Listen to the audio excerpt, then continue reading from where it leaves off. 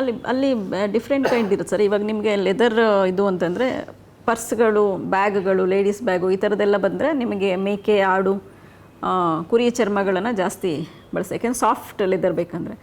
ಚಪ್ಪಲಿ ತಯಾರಿಕೆಗೆ ಹೆಚ್ಚಾಗಿ ಹಸುವಿನದು, ದನದ್ದು, ಎಮ್ಮೆದು ಬಳಸ್ತಾರೆ. ನಮ್ಮಲ್ಲಿ 2 ರೀತಿ ಇದೆ. ನಾನು ವಿಸಿಟ್ ಮಾಡಿದ್ದೀನಿ ನಮ್ಮ ಯಮಕನ ಮರಡಿನಲ್ಲಿ ಮತ್ತು ಧಾರವಾಡ ಲಕ್ಕಮ್ಮನಹಳ್ಳಿನಲ್ಲಿ. ಅಲ್ಲೆಲ್ಲ ಏನಂತಂದರೆ ನಮ್ಮ ನೈಸರ್ಗಿಕವಾದ ಗಲ್ಲೆಬಾನಿಗಳಿದೆ. ಗಲ್ಲೆಬಾನಿಗಳು ಅಂದರೆ ಸುಣ್ಣದ ತೊಟ್ಟಿಗಳು. ಆ ಸುಣ್ಣದ ತೊಟ್ಟಿಗಳಲ್ಲಿ ಅದು ನೈಸರ್ಗಿಕವಾಗಿ ಚರ್ಮವನ್ನು ಹದ ಮಾಡುವಂಥದ್ದು, ಸಂಸ್ಕರಣೆ ಮಾಡುವಂಥದ್ದು.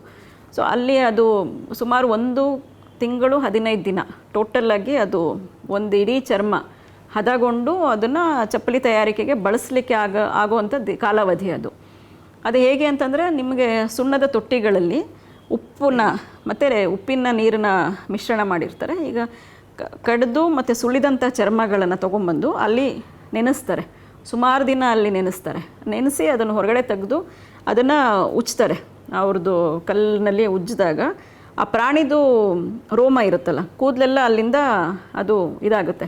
ಆಮೇಲೆ ಈ ಕಡೆ ಸೈಡು ಅದಕ್ಕೆ ಮಾಂಸನೂ ಅಂಟ್ಕೊಂಡಿರುತ್ತೆ, ರಕ್ತ ಮಿಶ್ರಿತ ಮಾಂಸ ಅಂಟ್ಕೊಂಡಿರುತ್ತೆ. ಸೊ ಅದನ್ನು ತೆಗೆದು ಮತ್ತು ಉಜ್ಜಿ ಮತ್ತು ಸಂಸ್ಕಾರ ಮಾಡಿ ಆ ಥರ 3-4 ತೊಟ್ಟಿಗಳು ಇಟ್ಕೊಂಡಿರ್ತಾರೆ. ಅಂದರೆ ಒಂದು ಗಲ್ಲೆಬಾನಿಯಿಂದ ಇನ್ನೊಂದು ಹೀಗೆ ಬದಲಾಯಿಸ್ತಾ ಇರ್ತಾರೆ. ಕೊನೆಯ ಹಂತದಲ್ಲಿ ಏನು ಮಾಡ್ತಾರೆ, ಅದು ಎಲ್ಲ ಸಂಪೂರ್ಣವಾಗಿ ಅದರದ್ದು ರೋಮಗಳು ಹೋಗಿ ಒಳಗಡೆ ಇರುವಂಥ ಮಾಂಸ ಹೋಗಿ ಬರೀ ಚರ್ಮ ಉಳ್ಕೊಳ್ಳುತ್ತೆ. ಅದು 7 ಲೇಯರ್ ಕಟ್ ಮಾಡ್ಬೋದು ಆ ಚರ್ಮವನ್ನು, ತುಂಬ ತಿಕ್ಕಾಗಿರುತ್ತೆ.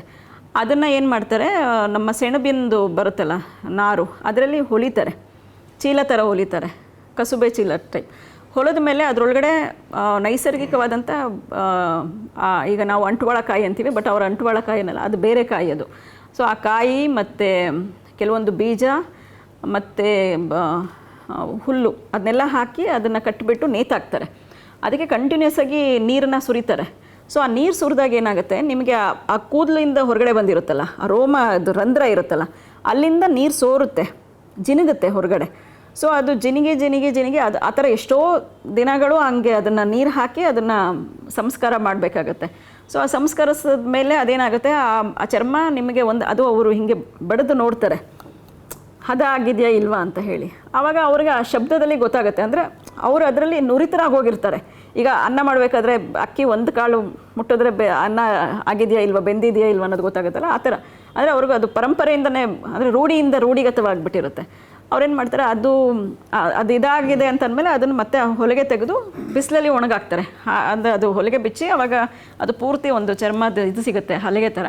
ಅದನ್ನು ಬಿಸಿಲಲ್ಲಿ ಒಣಗಾಕ್ತಾರೆ, ನೆರಳಲ್ಲಿ ಒಣಗಾಕ್ತಾರೆ. ಅದು ಒಂದು ಹದಕ್ಕೆ ಬಂದಮೇಲೆ ಅದನ್ನ ಕತ್ತರಿಸ್ಬಿಟ್ಟು ಯಾವ ಶೇಪಿಗೆ ಬೇಕೋ ಆ ಥರ ಮಾಡೋದು. ಕೊಲ್ಲಾಪುರಿ ಚಪ್ಪಲಿನಲ್ಲೆಲ್ಲ ಇದೇ ಹೆಚ್ಚು ಬಳಸುವಂಥದ್ದು. ಅದರ ತಿಕ್ನೆಸ್ಸು ಮತ್ತು ಮತ್ತು ಅದನ್ನು ಕಟ್ ಮಾಡ್ತಾರೆ, ಆ ಲೇಯರ್ಸ್ ಕಟ್ ಮಾಡಿಬಿಟ್ಟು ಅದರಿಂದ ಮಾಡೋದು. ಇದು ನೈಸರ್ಗಿಕವಾಗಿ, ಇದರಿಂದ ಪರಿಸರಕ್ಕೆ ಏಕೆಂದರೆ ಯಾವುದೇ ಕೆಮಿಕಲ್ ಬಳಸೋದಿಲ್ಲ ಅದರಲ್ಲಿ. ಬಟ್ ಆದ್ರೂ ಆ ಸ್ಮೆಲ್ಲು ಅದು ಸುತ್ತಮುತ್ತಲಿನವ್ರಿಗೆ ಹಾನಿಯಾಗುತ್ತೆ ಅಂಥೇಳಿ ಅದು ಒಂದು ಇದೆ. ಆಮೇಲೆ ಆ ನೀರನ್ನು ಕೂಡ ಕೆಲವು ಸರ್ತಿ ಯೂಸ್ ಮಾಡಲಿಕ್ಕಾಗಲ್ಲ. ಬಟ್ ಇನ್ನೊಂದಿದೆ, ನಾನು ಹೇಳಿದ್ನಲ್ಲ, ಆ ಹಸುಬೆ ಚೀಲ ಥರ ಕಟ್ಟಿಬಿಟ್ಟು ನೀರು ಹಾಕ್ತಾರಲ್ಲ, ಆ ನೀರನ್ನ ಅದು ಪವಿತ್ರ ಅಂತ ಹೇಳಿ ತೊಗೊಂಡೋಗಿ ಹೊಸ ಮನೆ ಗೃಹ ಪ್ರವೇಶ ಆದಾಗ ಅಲ್ಲಿಗೆ ಹಾಕುವಂಥದ್ದು. ಮತ್ತು ಯಾರಿಗಾದರೂ ಚರ್ಮದ ಕಾಯಿಲೆಗಳಿದಾಗ ಅವರು ಅದನ್ನು ಬಳಸ್ಕೊಳ್ಳೋವಂಥದ್ದು ಇದೆಲ್ಲ ಇದೆ. ಅಂದರೆ ಅದು ನಂಬಿಕೆ ಮತ್ತು ಒಂದು ಪ್ರತೀತಿ, ಅದು ಕೂಡ ಪವಿತ್ರ ಅನ್ನೋವಂಥ ಒಂದು ಕಾನ್ಸೆಪ್ಟ್ ಇದೆ.